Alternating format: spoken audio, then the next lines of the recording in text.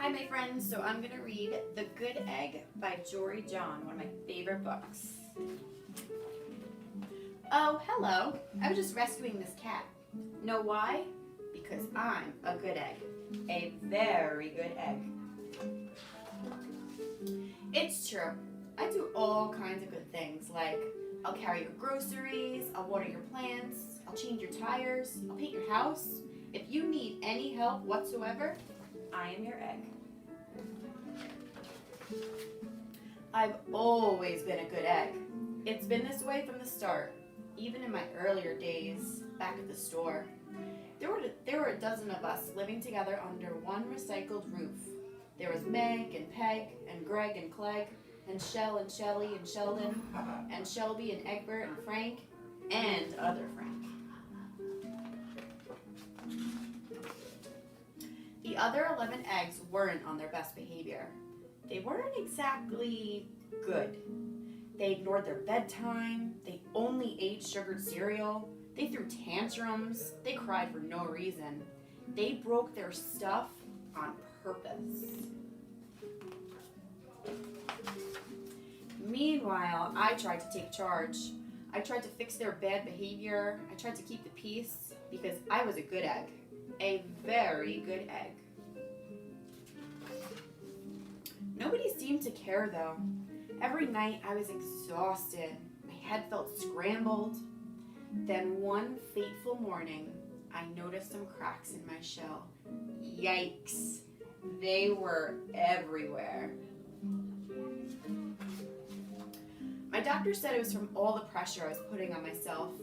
The pressure of making sure everybody was as good as me. I was cracking up. Literally, something had to change. I've had enough. I told Meg and Peg and Greg and Clegg and Shell and Shelly and Sheldon and Shelby and Egbert and Frank and other Frank that I was leaving. I can't be the only good egg in a bad carton, I said. Blah, blah, blah, they replied. I left that night. I wandered from town to town. The hours became days. The days became weeks. I lost track of time. I was alone. Out there on the road, under the stars, I really tried to focus on myself and what I needed. I took walks, I read books, I floated in the river, I wrote it in my journal. I found simple moments to be quiet. I breathed in, and I breathed out, and I even started painting. For once, I found time for me. And guess what? Little by little, the cracks in my shell started to heal, and my head no longer felt scrambled. I started to feel like myself again. So I made a big decision. I'm returning to my old carton and my friends. Besides, I'm kind of lonely out here. This time, I know what I need to do. I'll try not to worry so much. I'll be good to my fellow eggs while also being good to myself. Here we go. Everybody missed me, and I miss them too. Hello, Meg. Howdy, Peg. Hey, Greg. Greetings, Clegg. What's up, Shell? Aloha, Shelly. Hey-o, Sheldon. Hi, Shelby. Good day, Egbert. What's happening, Frank? Howdy do, other Frank. Sure, every once in a while somebody's still a little bit bad, but it's not like before. So here's what I realized.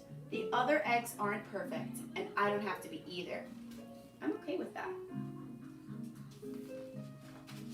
Yep, the old carton is back together. We're a solid dozen again. It's good to be home. The end.